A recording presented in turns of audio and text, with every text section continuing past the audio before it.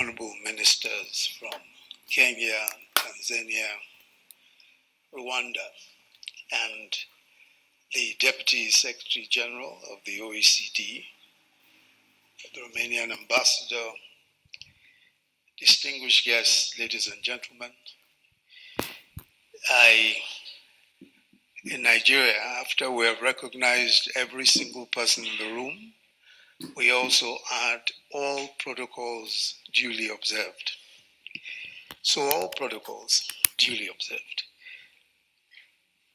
I must thank our friends and colleagues from the OECD and also the governments of Kenya and Romania for enabling this platform for these very important conversations on intra-African trade, and also for the kind invitation to me to present these remarks.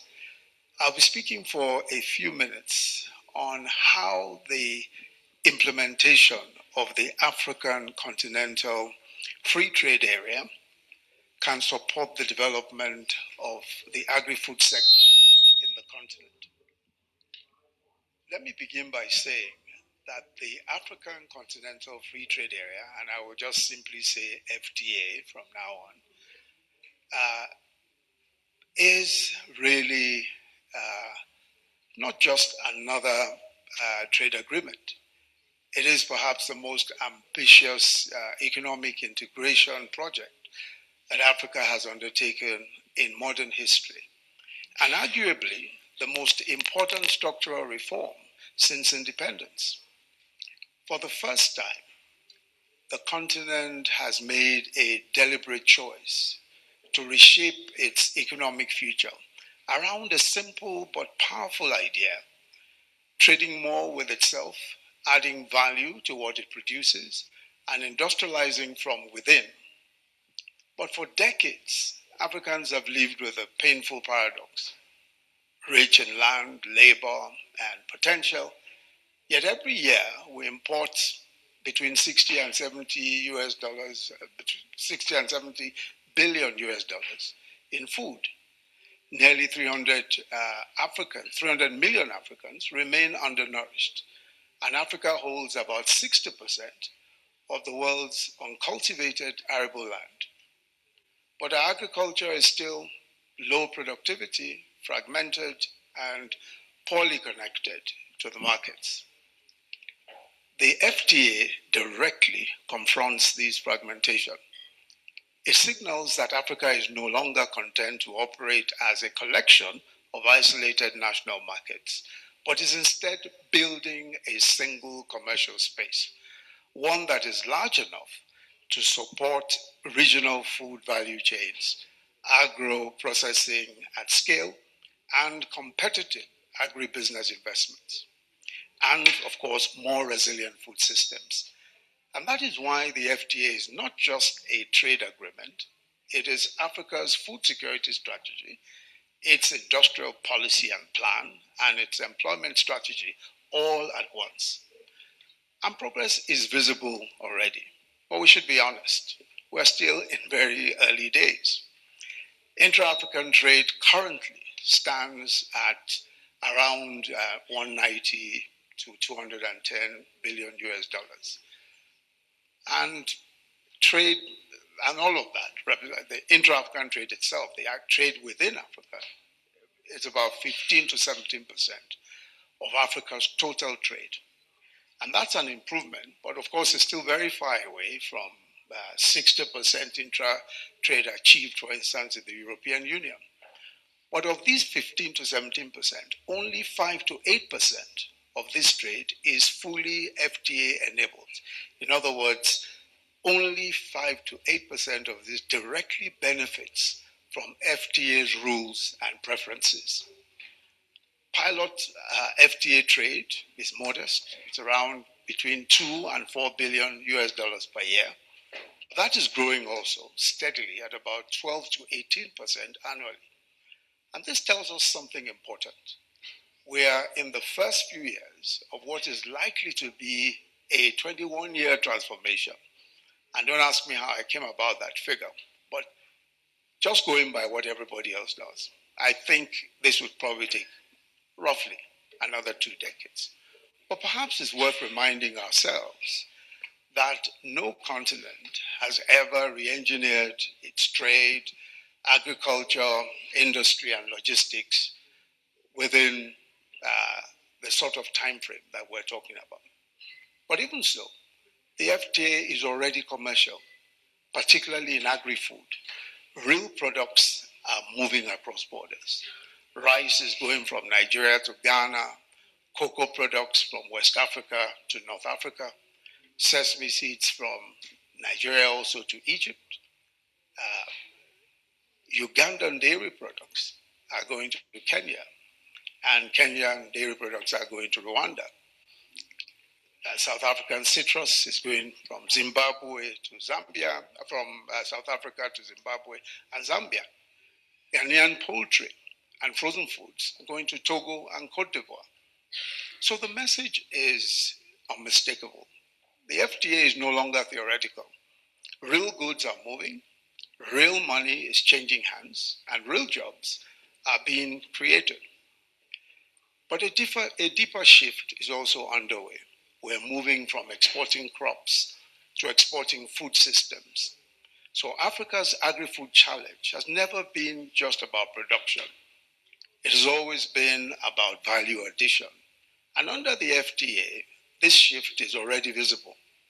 Nigerian firms such as flour mills and Dangote export native starch to North Africa, including Egypt and Algeria. And that marks a direct move from raw cassava to industrial input trade.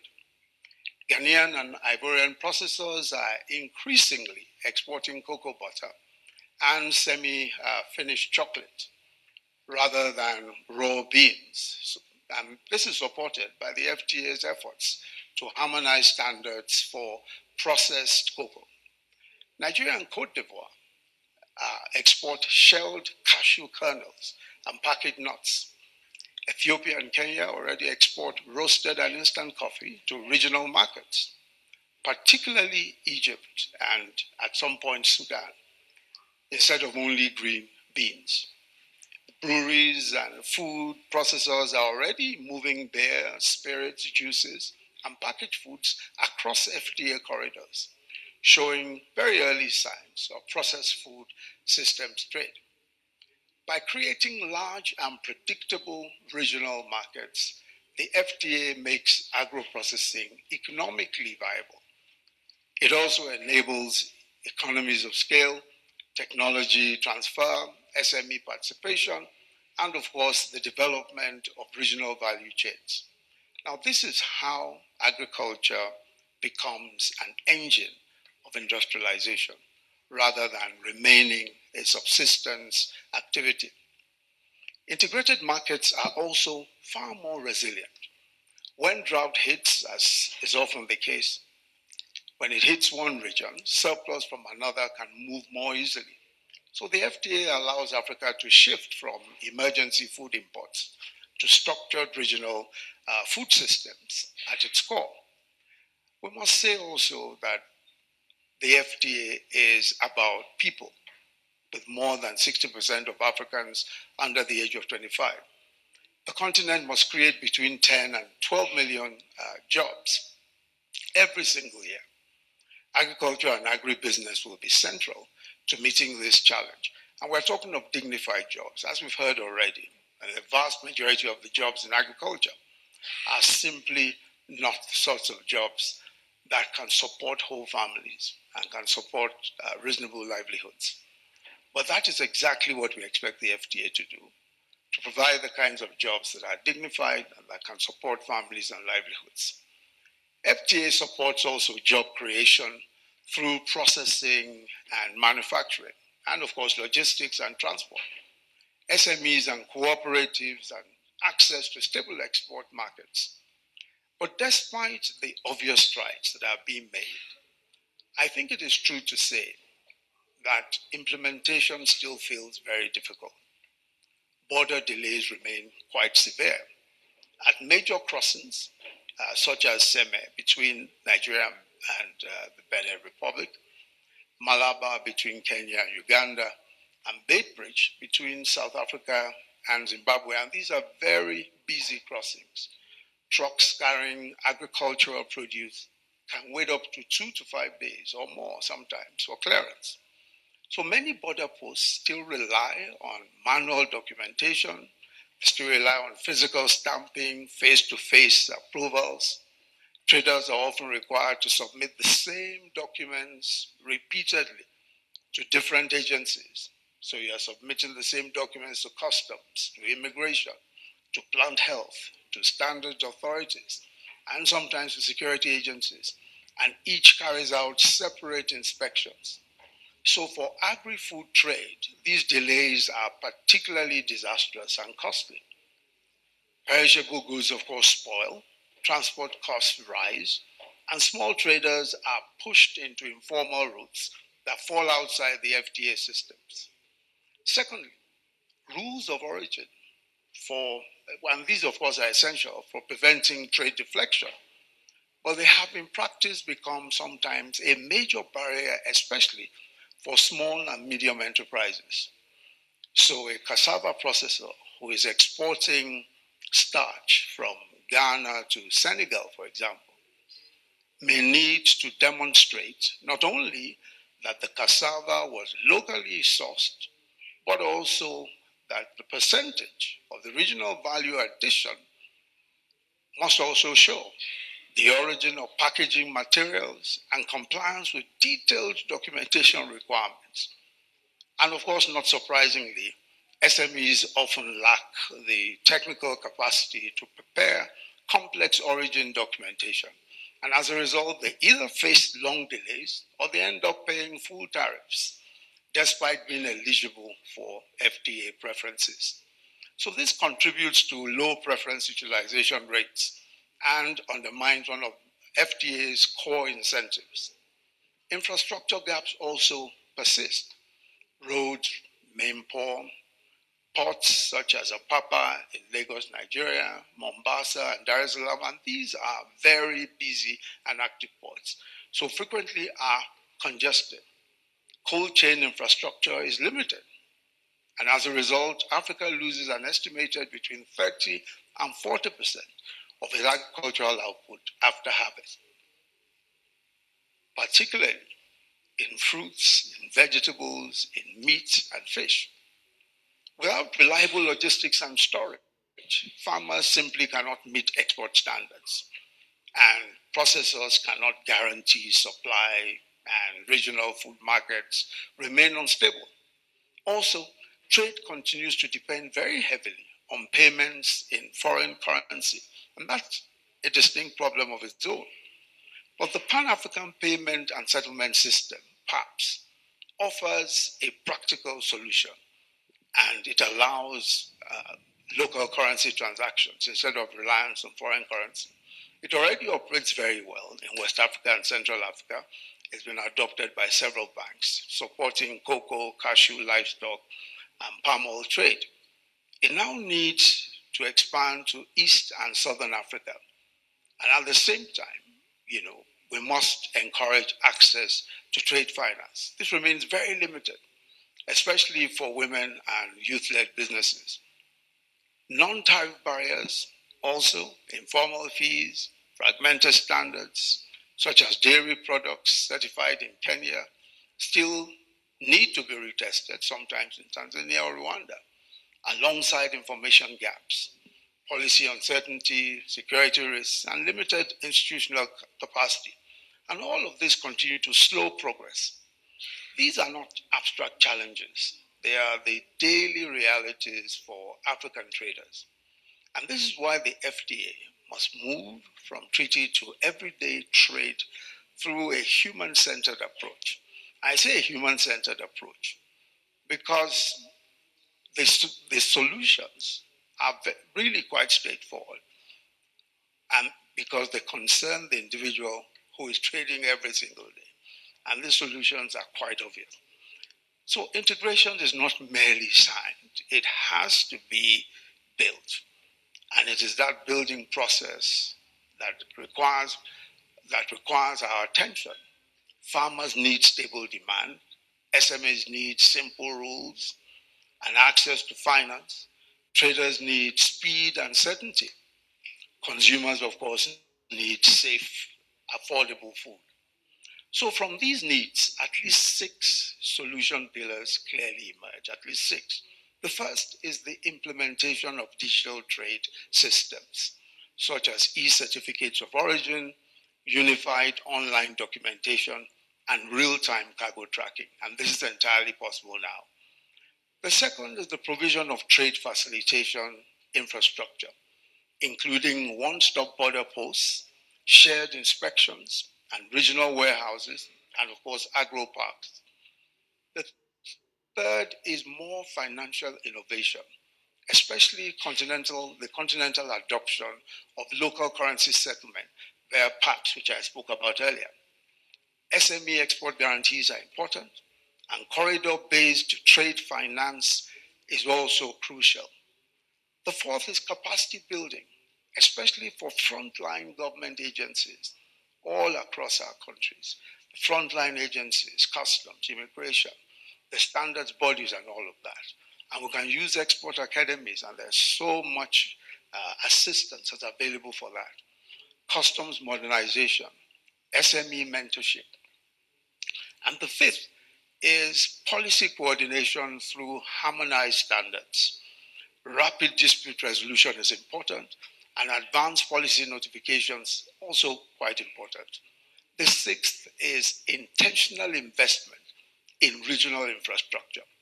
I think it's true to say that the transportation and logistics network represents perhaps the most critical constraint to intra-African trade.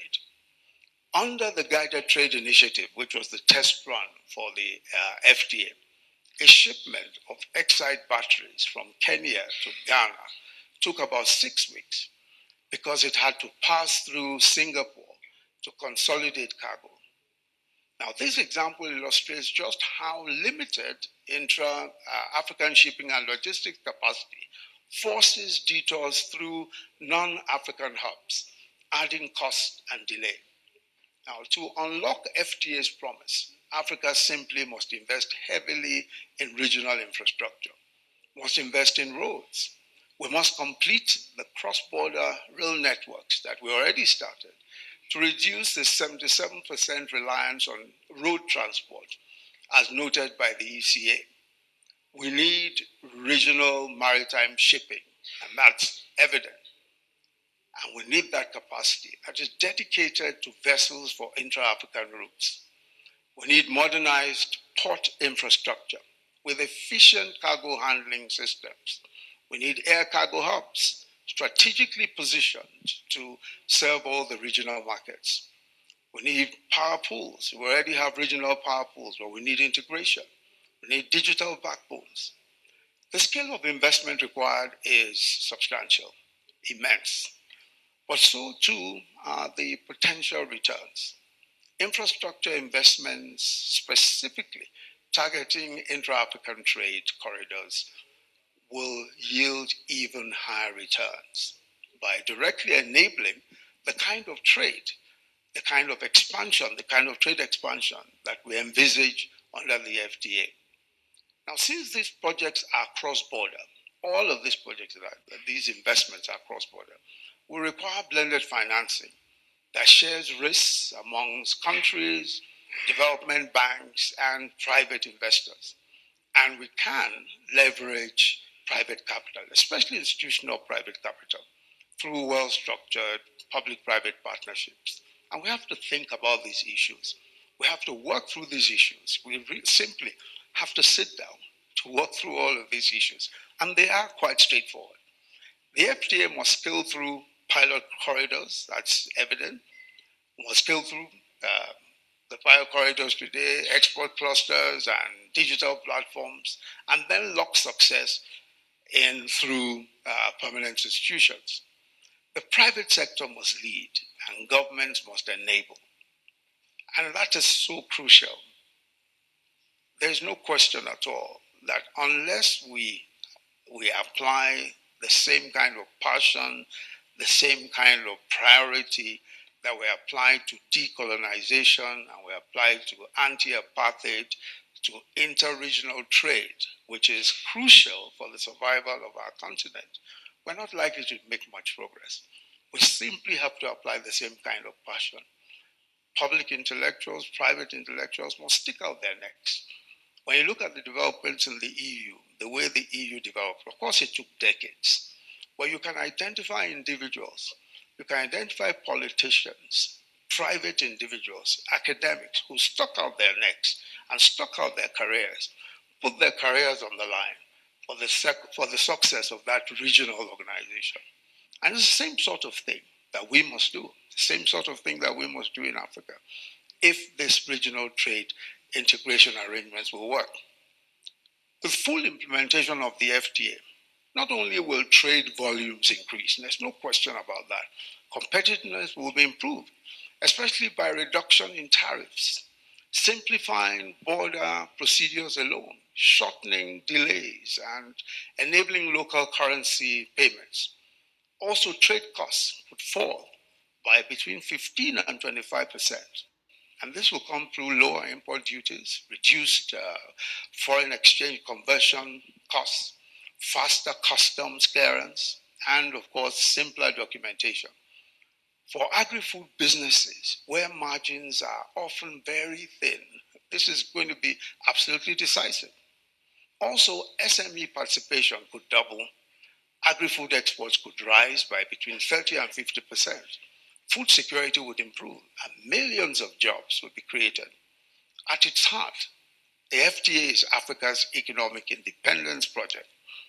It is our opportunity to trade with ourselves, invest in ourselves, feed ourselves, and industrialize for ourselves. The treaty is signed, the vision is clear, the systems are emerging, but the FTA will not be driven by ministries or governments alone. It will be driven by farmers, by processors, by manufacturers, by financiers, by entrepreneurs who choose to use it. The question then is not whether the FTA can transform Africa. The real question is how boldly and how quickly we are prepared to make it everyday trade. Thank you very much.